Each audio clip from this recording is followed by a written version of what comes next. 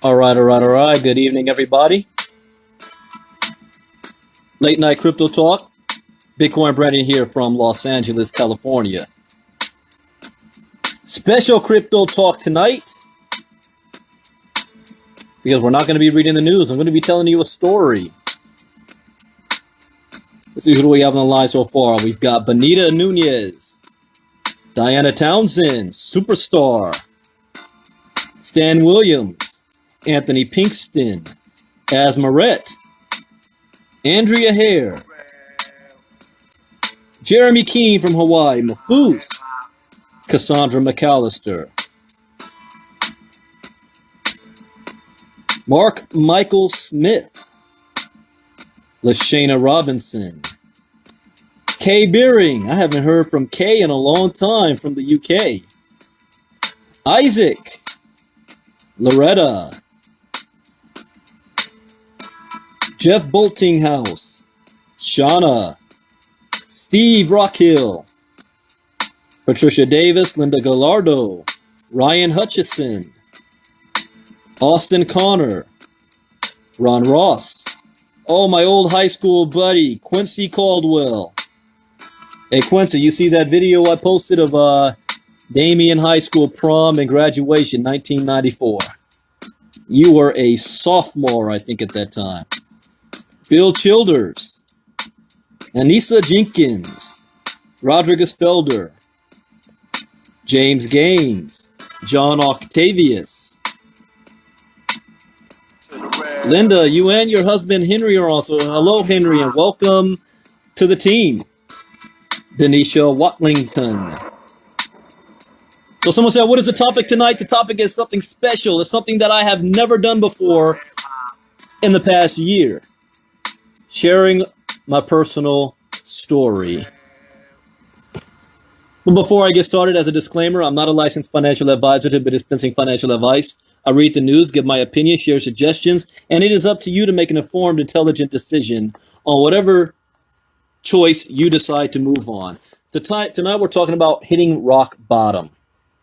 You might have saw Jairus Coleman's Facebook Live the other day. The guy got emotional. I know his story. And we all have a story. One of the things that I learned from my mentors, the reason why they have a lot of success, especially in the direct selling arena, is because they became masters of not selling their product, not being able to explain a compensation plan, not being able to talk about how great the company is. Their key to success is the ability to share their stories.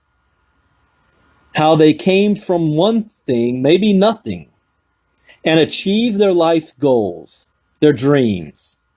Because in sharing stories, other people are able to relate because they might have a similar past or might be going through something similar or will in the future.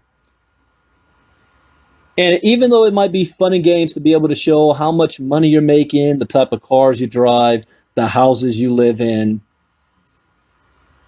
the vacations you take, the lifestyles, that's not reality for most people. And those same people went through hell to get to where they are. You just don't see it because it's not cool to see. You know, a good friend of mine just a couple of minutes ago asked, why am I even bringing this up?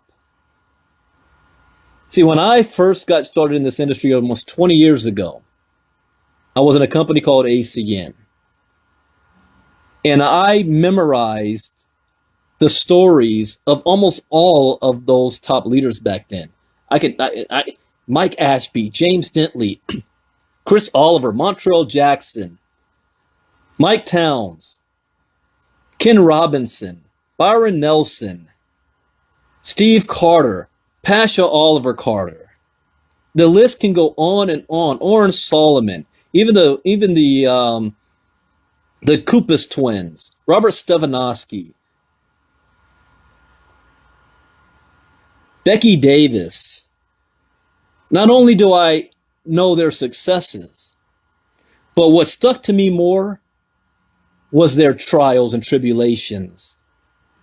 Because what that let me know is that if they can overcome the things that they've gone through, then so could I. So could I. I don't want to hear about what you're doing today. I want to know, how did you get here? What did you have to overcome?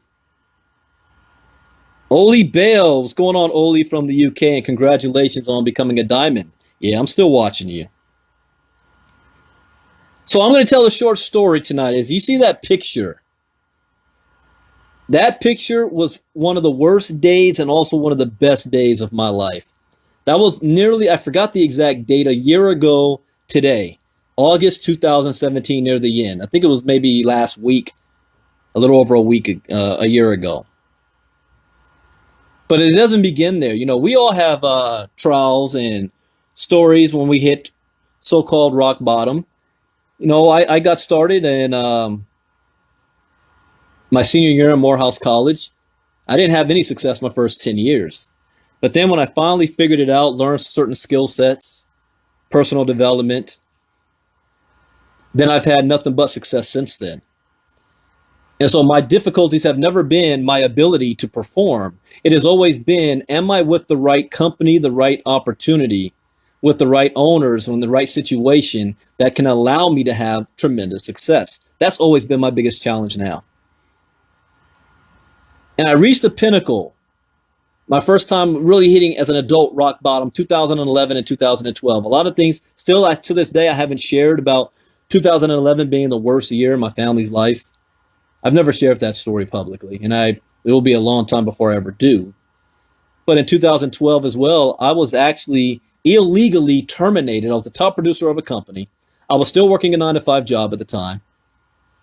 And the owner thought I was about to jump ship and go somewhere, got scared, and terminated me illegally. And it made national news. Even Troy Dooley wrote an article about it and did some videos on it. What happened to me back in beginning of 2012. At the same time as I got terminated, I also got a notice from the job that they wanted to move offices, and that if I wanted to keep my job, I'd have to move to San Jose, California, or I get laid off. There was no way I was going to move in my family to San Jose, California. I was making more money in my home-based business than I was on my job in the first place. Now I just lost my home-based business income, and they're telling me I'm about to lose my job income. Talk about having your back against the wall. But I found a new home. That's when I met Jairus Coleman for the first time. A company called Vitel Wireless. Became the top producer, I don't know, first week. And within less than 90 days was over 5 figures a month. In that company, I walked off my job and I retired. And I haven't been back to a job since. Fast forward. 2016, July, my 40th birthday. Myself and a gentleman you may know, Peter Blackwell, were in a company together. We were the top. I was the number one producer. But I was in a situation where I was building to maintain and not building to advance. And I was getting burnt out. And you know how this industry is. Every 3 to 6 months, I had to rebuild an organization over and over and over again just to maintain what I had. I was still able to work from home. That was a blessing. I didn't have a job, but I was making enough money just to pay bills and have just a little bit extra. And as far as I'm concerned, life is not just getting by. Life is not just paying bills. I wanted to go to the next level. And I had a long talk with Peter Blackwell about this, and we made a decision. And it was a risky decision because we were comfortable. We were making enough money to basically chart a new course. And literally around my 40th birthday, we made a decision to leave the company we were with to go on a new path. A path that was not guaranteed. I also made a decision to get in shape, get healthy. So I started hitting the gym very, very hard. I mean, hard. Like I was back in my early 20s in high school. And I pushed myself a little too hard. I got sick and had a virus, inner ear infections, whatever they wanted to call it. They still don't understand exactly how. Some of you were around at that time and remember And I was doing, there's recordings of me talking about like I have a bad ear infection. And I ended up, ultimately, it took 4 months for them to finally figure out what was going on. But by that time, I lost 70% hearing in my left ear. And that was a big, big blow to me. I didn't show it publicly. It was something that I never accepted. It took all the way until January of this year for me to actually get a hearing aid.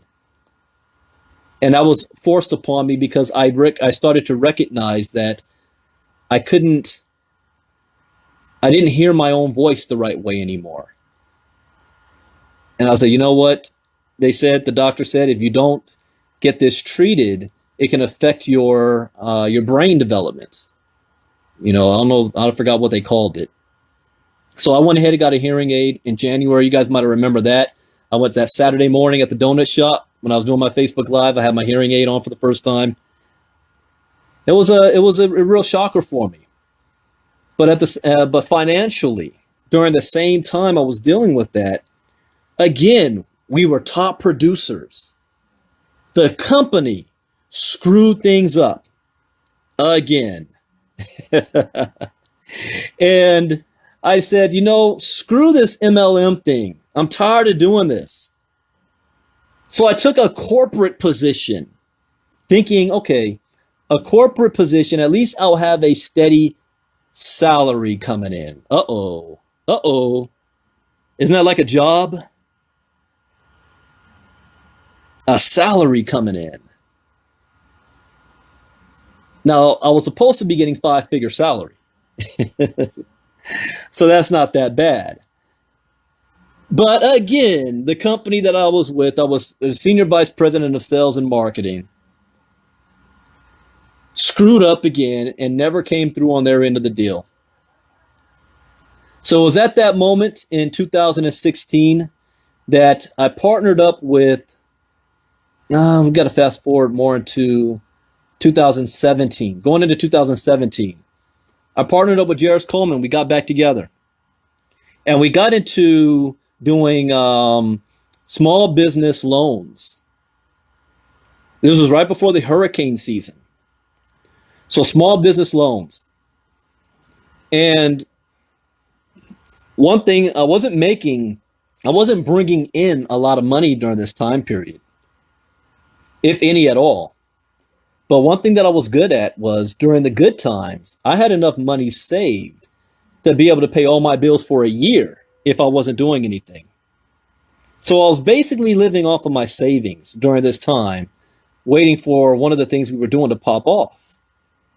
So me and Jairus, we got involved in small business loans and had a little couple of successes from that. But going into that summertime of 2017, we had some multi-million-dollar deals on the table. Big deals enough where we each should have pulled in a little over $500,000 in 2017 off of this. So regardless of the fact that I was living off my savings, I knew I had another $500,000 coming in.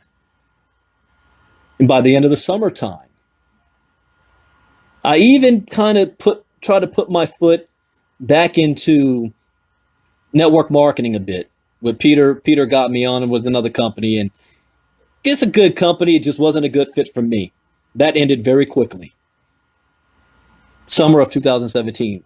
During the same time, we started thinking, we need to move into the investment world. Instead of building teams and organizations, we want to have our money work for us. That's the whole concept, indirect sales, network marketing. Make enough residual income that you can live off your residual income, take that money and use it to invest in other things, real estate and stock market. Only problem is indirect sales, the idea of residual income is non-existent for the last 5 to 7 years.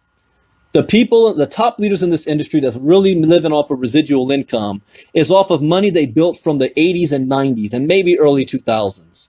Right now, most of the top leaders in this industry make their money from company hopping, getting certain deals in place, and they're living off of the bonuses, not the residual income. I can call a whole lot of people out right now. When you get to the top, you seem to know everybody. We all know each other. Now I know their stories. And I know when I see them posting on Facebook, I know that they're lying. I don't call them out on it. Not like I used to. You guys remember that video I did with Robert Dean? I'm not that Brandon anymore. I don't call them out on that anymore. You know, to each their own. I need to focus on what I need to do. So we wanted to move into the investment world, and the world we saw happening was cryptocurrency. We're like, man, people are making a killing. They're not building teams. They're just letting their money make money for them. Problem, we didn't have any money to use. It's one thing when my boy calls me up and says, hey, Brandon, I took $50,000 and I turned it into $1.2 million. I don't have $50,000 to use. But soon we thought we did because we had our multi-million-dollar deals in the insurance world coming through. In the summer of 2017, through a comedy of errors in July, when I turned 41 years old, everything fell apart, like at the same freaking time. And one of our biggest deals got pushed back to the end of the year if it was going to happen anyway, which meant there was no money. And now I've reached my whole year that I had of savings that I saved up. And I'm going into August on fumes. And I had to make a decision. I'm like, what am I going to do? I need to make something happen. I still have my long-term goals, but now my immediate goals or being able to pay the bills is being threatened. Talk about sleepless nights. Talk about ultimate depression. Jairus told you how he was depressed. So was I. Didn't show it off, but I was in deep depression and doubt. And I'm looking at, what did I do wrong? Where did I go wrong? I did everything that I'm supposed to do the right way, and yet still it's like, at the time I'm thinking the universe is just not reacting to me right now. Where do I need to, what direction do I need to go in? Now, I did make the choice that we were going in crypto, but I was still in my education mode. This is my 4th or 5th month where I was educating myself. There was no cryptogenics to teach me. I had to educate myself months and months and months.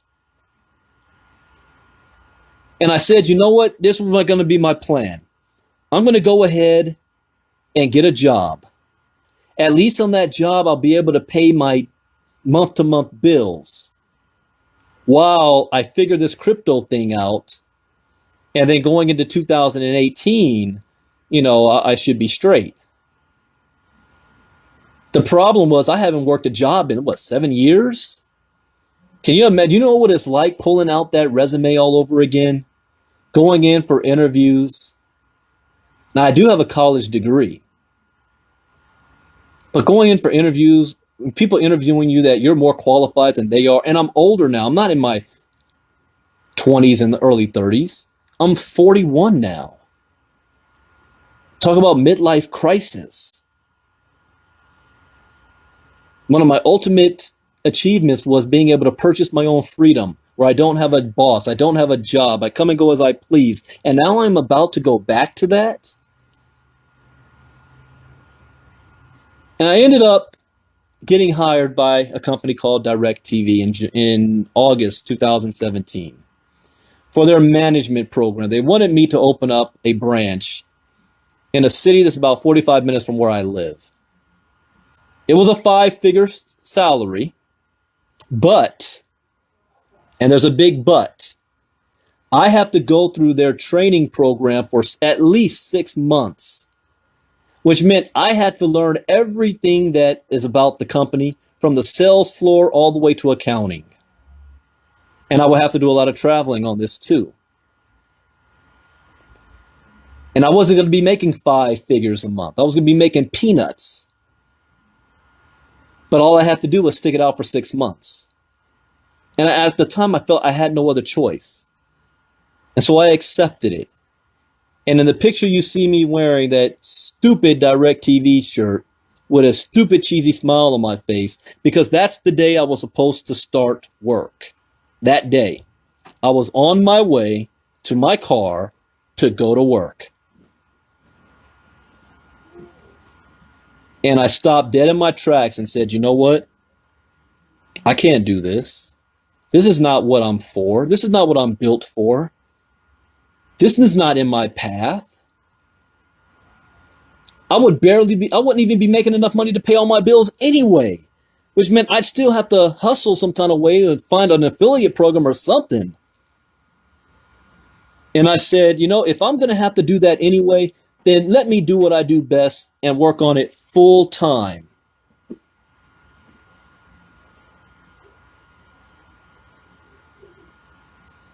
And I said no. And I turned around, went back in the house and took that shirt off. I said, heck no. Now that's a scary decision because, again, I had no income. I borrowed money from my father to pay my bills on September 1st. And my dad looked at me like I was losing my mind. He's like, what do you mean you're not going to that job? You got bills to pay. You just borrowed money from me. I'm like, Dad, I got this. I got this. There was nothing guaranteed. I didn't have anything lined up. You know how easy it was? I could have made a phone call and got a deal with another network marketing company. They would have given me 6 figures. I didn't want to go down that path. That was a trap. I could have done it though. I was desperate enough to. But I said, no, stick with the game plan and the goal. Trust the system. I had faith. Completely stepping out on faith. And that's difficult to do when you have a family to take care of. And you ran out of your savings. And you're borrowing money to pay your bills. This was just 1 year ago. The ego impact it has when you've been living well for 7 years. You haven't had to work a job. You get up when you're finished sleeping. You travel the world. Now you got to get a stupid job. I wasn't accepting that. I would not accept that. So you know what I did? You want to see me wear that shirt on stage? Heck no. I think I tossed it in the trash somewhere. I didn't keep the shirt. I just took the picture. I remember, I think the first person I showed was Shauna. She was like, nah, that shirt ain't popping. Nope. But anyways, I made a decision and said, I am better than this. I'm not going down this path. So literally, I think that same week, me and Jared started to day trade in crypto. We started to day trade. And I started with $30. $30. He started with $500. See, Jairus, his struggle was physical. He wasn't in the same financial situation as I was. I think he still had another 6 months before he was in the same position I was in. But his struggle was physical. And his physical struggle cost money. And I'll let him share that story, whatever he is willing to share on that. Me, it was more mental, psychological, financial. And I started with $30. I turned that $30 into $300. I took $100 of that and I put it in an investment program in the crypto space. You know, one of the risky ones. But I had enough knowledge that I knew how to win the game, even though it was risky, even though I knew and I stated this is not going to last long. What I don't know is when it will end. I didn't know when it would end. I knew it would, but I knew I can make enough money fast enough so that I have the resources to move into do other things. This is the crypto world, baby. I knew what to do. I flipped that $100. And yes, IRS that's listening, I already reported my taxes. I flipped that $100 into 6 figures in 4 months. After I borrowed money from my father, within 3 weeks, I was able to pay all of it back. Within 60 days, I was at 5 figures a month and more and never looked back. Now, I don't say that to impress you, but to impress upon you. When I made the decision that I was not going to get that job, I knew, okay, I'm going to have at least 30 days where I might struggle. If I can survive 30 days, I will be all right. I know I've got the skill set that it only takes 60 days to turn everything around. That's all it takes. I did it twice before. I just had to survive September 2017. I told myself, if I can make an extra $30,000 by the end of the year, we're good. Between September and December. Made far, far more than that. That wasn't expected. Now, that doesn't mean that everything is always, rosy peaches and sunshines. Because in January, one of my investments that I was involved in, I lost over $40,000 and I was earning $2,000 a day. Let me repeat that. $2,000 a freak. Jeremy, it's still killing me. So we had grand plans in 2018. This is how cryptogenics even came to be. Because when I was approached with cryptogenics, I said no. You want to know, I don't share this all the time. 2 reasons why I said no. There's only one that I share. One, I didn't want to build another company. But there's another reason why. I was making $2,000 a day and I didn't want to take my time to build another company. I even told Jared, I said, I hope Jeremy doesn't ask me to help out and put together the education platform. And what did Jeremy do? That's exactly what he asked. But things had changed. Why? We lost our income. If I didn't lose that income, I would be with cryptogenics, but in so much of a reduced role, you'd hardly ever see me. I'd be on a beach somewhere right now. But when you lose income like that, you have adjustments you make. So I made an adjustment. And we said, all right, we're going to rock out this cryptogenics. What it did do is change my time frame for things. It put me back 7 months, 8 months or so, but that can be quickly caught up to within a matter of months, because I've been spending night and day. I breathe, eat, and sleep cryptogenics. Crypto. I do 2 crypto talks a day. Not only do you need to make a decision, you need to take action. And when you take action, you need to be consistent. You have to be able to figure out that you're going to do things when you don't feel like doing it.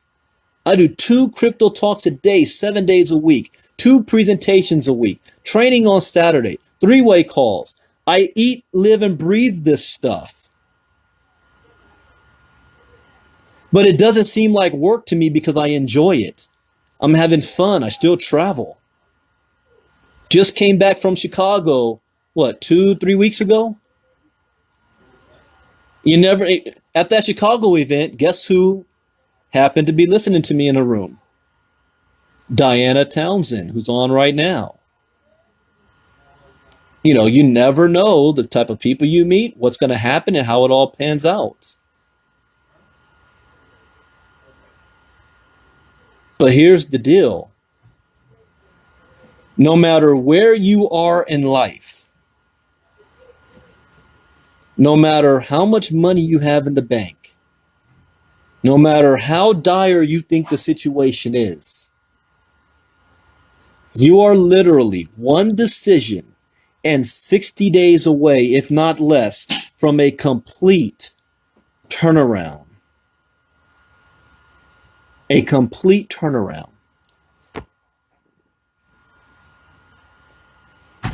Now, I know some of you ask, well, what is the skill set that I need?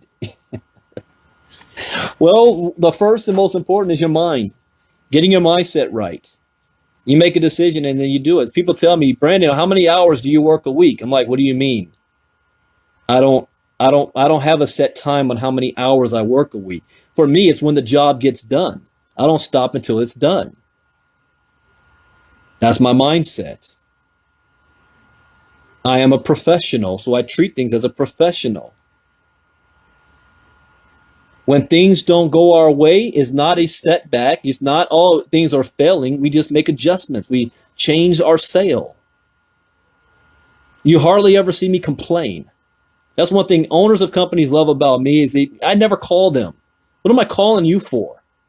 I know what I'm supposed to do. All you need to do is keep the wheels moving.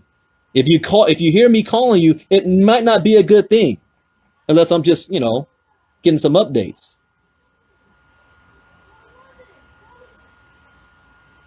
Here's one thing too that I learned. Focus on the goal and not the task.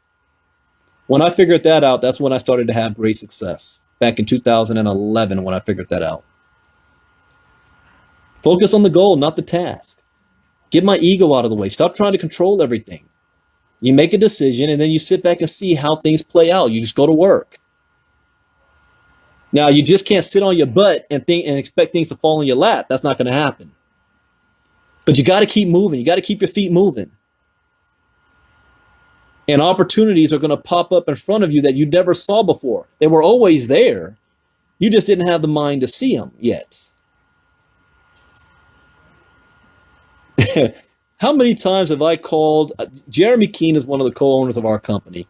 You know how many times I actually picked up the phone and actually called him? Maybe 5 times in the last 5 months. He calls me all the time or tells me, call me up. Kathy Keene, same way. Mike Boggs. Stephen McCullough. You want to know how many times I actually spoke to him on the phone? Once this entire summer. What am I calling him for? He's doing what he's supposed to do. Let me go work my business. I just learned that. It's a skill set. But the ultimate is just making a decision. Have faith in God that, God will never put you in a situation that you cannot handle. Think of all the other situations and problems you've had in your life that you didn't see no way out of, yet you survived it. You will survive the next one.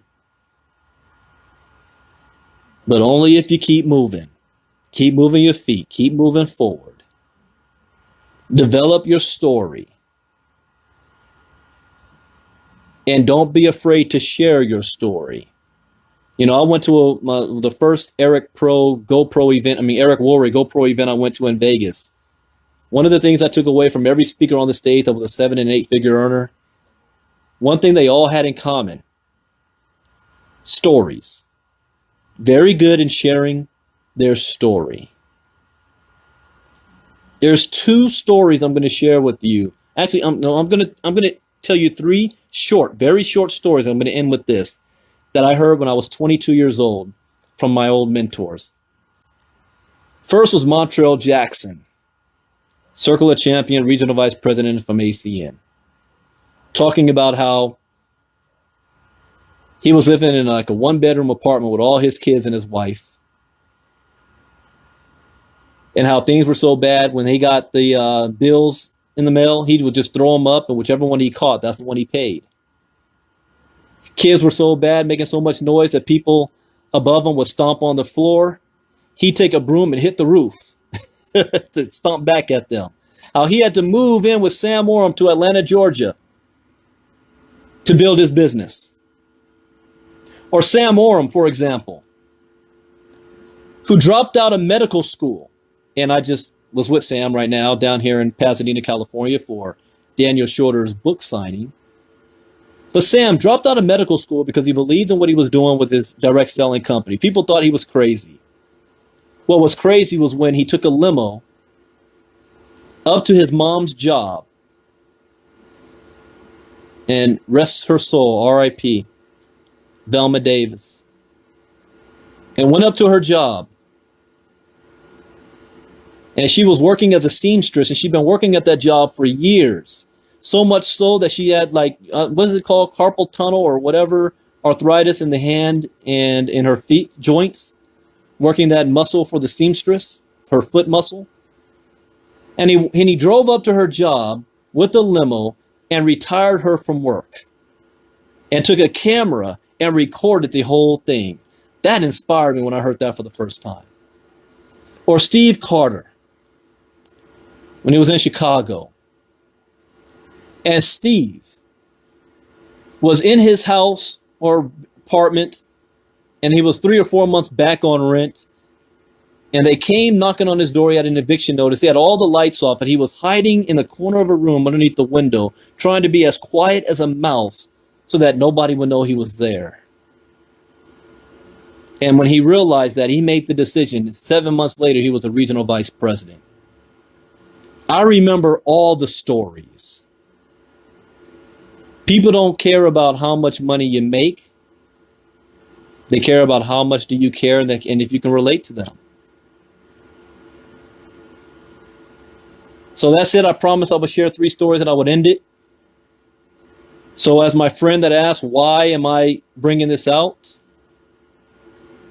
Is because that hopefully somebody else that's listening to the sound of my voice right now might be inspired by that.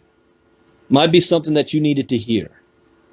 Because as good as some of us may have it, we had to start from somewhere. We've also hit rock bottom at some point in our life. And my latest one was just 1 year ago. And look how quickly things can turn around. Very quickly in the crypto space. Now, our journey is not yet over. We are just getting started. So here's what's going to happen next up. We're coming on September. And September is when I do my New Year's resolution, not December. I believe in sprinting into the new year, not just getting on the starting line. So Wednesday night, I will be doing a special team call with our Cryptogenics family. And we're going to go over a little bit of game planning and goal setting. Getting ready for the next last 4 months of this year. And you need to start thinking of it now. Don't wait till I ask this question on Wednesday night. How much money do you want to make by the end of the year? From September to December. You got to have that number down. We're going to talk about that stuff. Game plan, and this is the calm before the storm with Cryptogenics. I have not even put my foot on the gas yet. We've been coasting. I haven't done any marketing. I haven't done anything. Only thing I've been doing is crypto talks and presentations for the team. I haven't stepped out there just yet, but we're about to. And we are going to bring crypto education to the world, to the masses. And those of you that are positioned right now are going to benefit from the most because you're sitting on the rocket before it takes off. Everybody else is going to be on the sidelines watching. I should give them pom-poms so that they can cheerlead for us. Because they're either going to cheerlead or they're going to hate. Either way is going to happen regardless. With or without them. You want to be on that rocket when this thing takes off. So I love all you guys. Thank you for listening to my story and for my embarrassing picture that I have up there.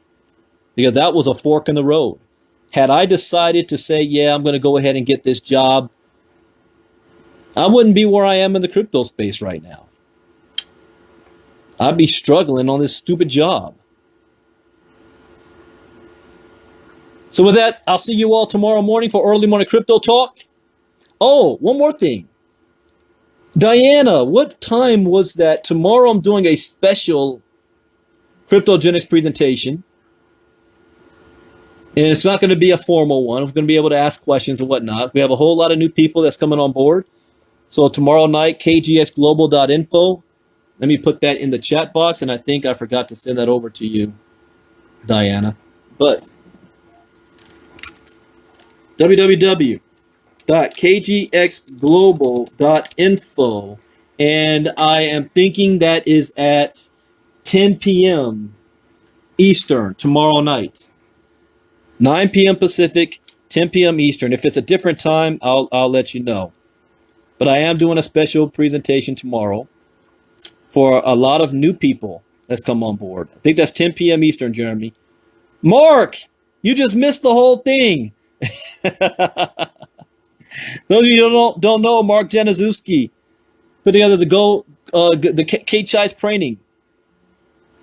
Go 90 Pro. Grow Pro.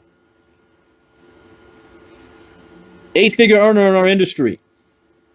Mark, go please. I love your feedback on this, but go back and listen to the beginning of the recording. I think you would agree on most of the stuff that I talked about. Anyways, guys, you enjoy the rest of your evening. I will see you tomorrow morning for our early morning crypto talk. That will be roughly around 9 a.m. Pacific, 12 p.m. Yes, Linda, invite guests. Invite as many guests as you want. Tomorrow night, 10 p.m. Eastern, 7 p.m. Pacific, kgxglobal.info. But this is geared toward Diana Townsend and her team, just so you know. But all are welcome. So have a good evening, everybody. See you all tomorrow morning. Things are about to pick up very fast. Have a great day. God bless. Bye-bye. We have a lot of people who are entering the room from all the world, so welcome and thank you for taking time for that. We have a special guest tonight. I will introduce you and welcome Mr. Dave Smith. He will give you more information about GreenX, more exciting information. So I'm going to pass the word to through him. Dave, can you hear me? I can. Thank you. Can you hear me? Yes, we hear you, Dave. Thank you for being here. Thank you for taking time for all of us. And we are all waiting for you. So I'm going to let you do your thing. And I'm going to unmute myself that you can do the webinar. So thank you. Thank you for your time. Absolutely. You bet. And thank you for being able to invite me. And I'm excited to be able to share some things with you. I know there's been a lot of questions that have come into this. And what I'd like to do is to kind of give you a good overview of the whole green project, and then we'll be able to cover questions towards the end. What I'm about to show you is basically the whole pieces of how green and GreenX comes to fruition, is born, and is how it's used, and the intention of it. I'll also show you parts of the back office, so you'll be able to see what GreenX Wallet is going to look like, and all those things. Understand that this group came very early and was invited very early to kind of see behind the scenes before the marketplace or anyone was seeing anything. So it's exciting that we're to a point where we can show you a lot of this. First, if I can just introduce myself a little bit. So again, my name is Dave Smith. I'm one of the executives with the Green team and GreenX. And my experience prior to coming to the blockchain, I worked with a couple of publicly traded companies in the energy space, one of the largest renewable energy development companies in the world, and then after that to a deregulated energy company that I worked in both the solar and deregulated energy spaces. So that group actually had one arm that was doing a lot of networking. So I've really been familiar with the networking teams and leadership in different functions throughout my career. So having the blockchain enter into a space where we can do a lot of great things, it opens up tons of doors. So that's enough about me. I guess probably the most important thing in my life is that I'm a father of 5 kids, and my youngest is now just 14 months, and she's barely learning to walk and almost run. So it's exciting to be able to have even our youngest, in this age that we're in, where we call it Internet 2.0, and there's so many new things that that they'll get to experience. But we really feel as a team and as a group, and the different leaders we've connected with, what an amazing group that we have. And we feel in the marketplace and in our lives, there's interesting things that have taken place. So to launch right into things, we say something strange is actually happening. And what's strange is that there is disruption going on all around us. If we look back just in our lifetimes, we see disruption in the entertainment space transportation, accommodation, communication, everywhere there is disruption. What was done in the past is not what's being done now, and what's to be done in the future is completely a game changer, and there's opportunities there as well. So here's what's happening. And as you may be aware, YouTube, for example, the world's largest media provider, owns no media. Uber, the world's largest taxi company, owns no taxis. Airbnb, the world's largest hotel provider, owns no hotels. We could go down the Alibabas of the world, the multiple companies that have come up, Facebook, and all of these companies have something similar. It's in a disruptive environment. You might recognize this quote, and that is that you never change things by changing the existing reality, that to change something is to build a new model that makes the old model obsolete. That's what we feel like that we're about. It wasn't too long ago that we had this machine that came out that was called a fax machine, and if any of you are old enough to remember the first time you actually faxed something or saw that happen, it was a thing of beauty in business where you could stick this piece of paper into a machine, it would turn it into ones and zeros and fly across through the air and come out through another machine somewhere, maybe around the world, and put that data or information onto a piece of paper. They also did this in the wireless communications world, or wireless phone world, where you could take an analog voice, talk into this little box, and it turned it into ones and zeros, and that little box translated it back into an analog signal. So what's really happening is there's disruption going on around. We feel like the next biggest disruption is in power. What we mean by that is that this is a century-old technology that needs a massive upgrade. You've got potential power that's trapped in a wired grid and immobile. Multiple places around the world where they have great low-cost power, and they can't do anything with it because either the transmission lines aren't built, or the supply, or rather the distribution into their network of utilities, it doesn't want it. So it's very expensive to distribute energy, and you really can't store it for any period of time. So it's time to think outside of the grid, and that's where we introduce green. If you take the old centralized model of your standard utility company or power company was in control of not only supply but also the transmission in getting it directly to individual homes. What if there were a world where the individual homeowner, whoever had the lowest access to power, could monetize that or make it available to their neighbors or to their global neighbors? As we look at in this decentralized model, if I've got a neighbor who has solar on his home, if I knocked on the door and said, hey, it's really not fair that you're getting free energy from the sun, can you just share a little bit with me? I'd probably be kicked off the front step. But this is the type of world that now becomes possible as you start to decentralize and make connections, handshakes around the world for the value of energy. So how does it typically work? If we look at the left side of the house, you've got power coming into a home, or whether through it's a utility company or solar renewable energy, that comes in the form of DC current if it's a free energy from the sun. Inside the house or on the side of the house, there's an inverter that changes that to an alternating current which can be used inside the house.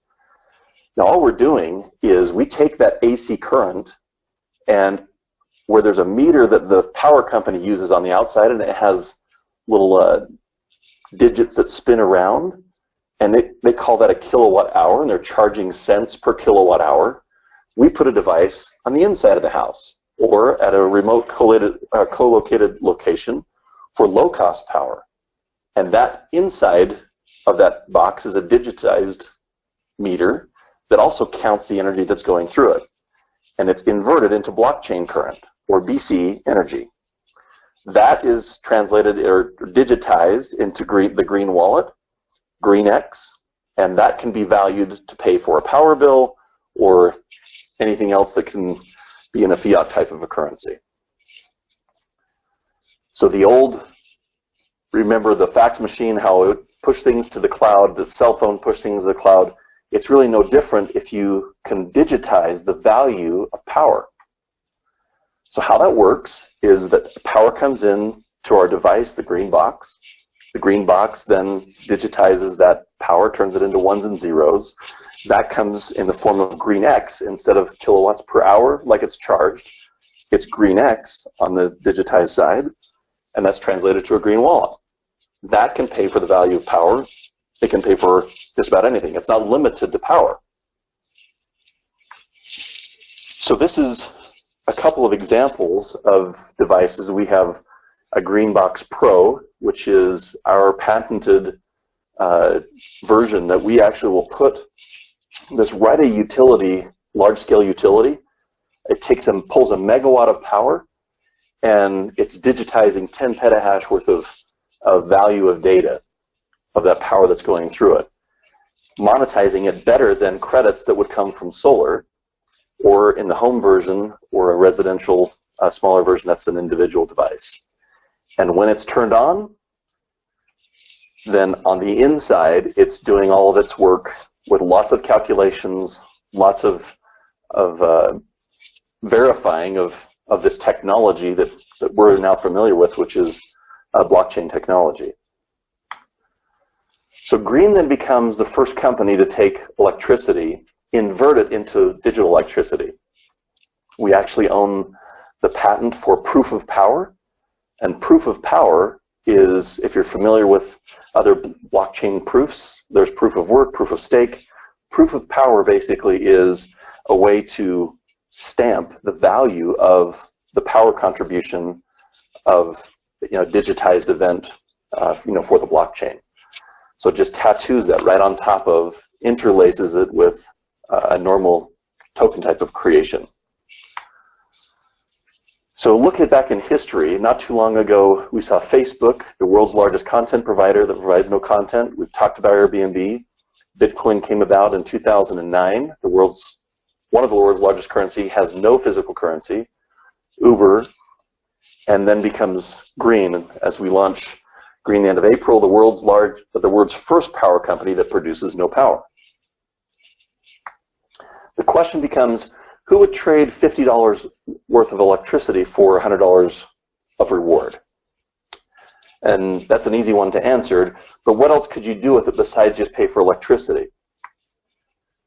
Once you've paid for the power bill, or maybe you decide not to, there's multiple areas that you can use it for. I mean, all of us have seen benefits of blockchain rewards and tokens that can be monetized and converted. But what happens when there's no more power bills? And this becomes a really interesting and responsible type of a project, to where if there are places that can monetize the value of power, and you're creating more reward than the cost that the power, or the cost of that power, then there's so much good that can be done. We have a threefold mission with Green, and that is, we want to help people save, we want to help people to share what they save or what they build, and then to give back in communities, give back to these underdeveloped countries that they're really underdeveloped because they haven't had access to power, to bank accounts, and so many other things. That type of massive, or technology, we feel it can spread massive good. And that's our mission, to bring hope to the hopeless, power to the powerless. Everyone has heard that power, or that money is power, power is money. And that becomes so true with this type of a concept. Power is money, and money becomes power to do so much good. So that's our biggest mission, is we feel like power can give. So now that the power is in our hands as leaders, as responsible community members and citizens, what can we do with it? So that's the whole broad part of Green. And I want to be able to if you can, if there's questions that are starting to develop, let's put those in the chat box, and we can start to work through those. Before we get to the questions, let me just first take you through to the back office of how green works. And I know that there's questions of, when is this going to be on exchanges, or what's the value of GreenX going to be? Those are all great questions. If you can in your mind think of, green is like, a green box is much like an appliance. If I were to, let's just say that I were to go to the hardware store and I get myself a brand new drill, or I get one of those big batteries that are something I could take camping. If I get it home, I can't just use it right away. It has to charge the battery before it's usable. So what we're in the phase of now in GreenX is the first GreenX has not even been created yet. All of the devices and machines are getting lined up, and then we'll flip the switch towards the end of the month. When that starts to generate and create the GreenX, those of you who have a stake in GreenX in any form, that becomes now created, just like the first digital tokens or coins were never created until that event turned them on. Once it's turned on, we're charging the digital battery, and that's going to take a little bit of time. We feel like 30 to 90 days is going to be a time frame that charges that digital battery, and that's very important for it to be valid on any sort of an arbitrage play or private or public type of exchange. So understanding that just a little bit, let me pause just the screen for a second and share with you what it looks like in the back office. Let's see if we can pull this up here. Okay, so what I'm going to show you is kind of a sneak peek of this whole back office and what it looks like as the green is actually produced, and how you can view different parts of it. So let's show you this. Okay, and hopefully you're able to see that. Just log back in. Okay, so in a dashboard view, for one who has an actual device or a Greenbox Pro that is producing what they're going to see is the activity of its production. So they'll be able to see hash rates and GreenX production, be able to select it by date, and that sort of a thing. Individual devices, you'll be able to drill down into individual devices and see production by device. What becomes interesting is taking a look at the wallet side, and let me show what that looks like. So Smart Wallet, you'll actually see deposits, the daily deposits that hit the back green wallet.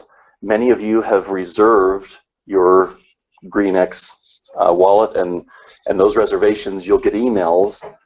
You'll start to get those probably within a week to 10 days that show you status of the wallet and GreenX production.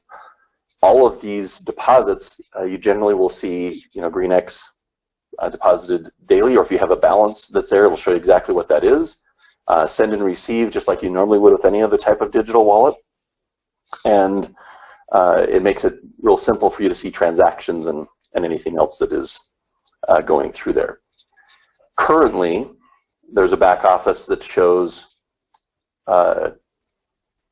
any type of devices that one might have a digital certificate for anyone that owns the actual device. So realize what's important for the Green project is this is actual equipment that produces it. It isn't just arbitrarily created. There's equipment behind it, certificates of ownership, serial numbers to each device, and every part of that. So let's pause there for just a moment. I'm sure there's going to be some good questions that have come in, and Peter, I'll probably have you help me go through those with questions that either you might have or from our leader group. I just see one, Dave, for the moment, and some a leader is asking when they can order a green box. That's the only question for the moment I see. Okay, so great question, and the green box is now available for order. I will get to Stein and Peter the ways that can be ordered for the group. And what we're doing initially, as I mentioned in charging the battery, is we're co-locating those in low-cost power centers. So to take this down just a little bit of a rabbit hole, because I think it's important to share, we have friends that are in, let's say, Hawaii. We have a group that's there, and their challenge and real complaint with power is that they're having to pay for power at the rate of anywhere from 32 to 41 cents at peak usage. And really, who can afford that? When you think of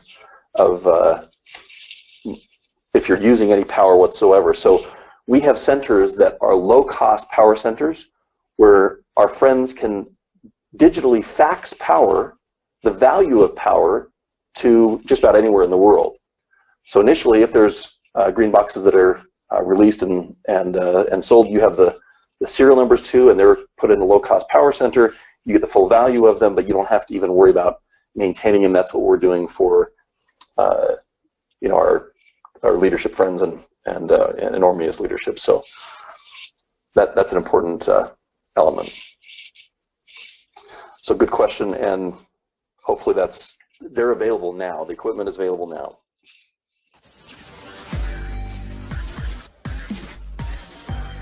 Cryptogenic.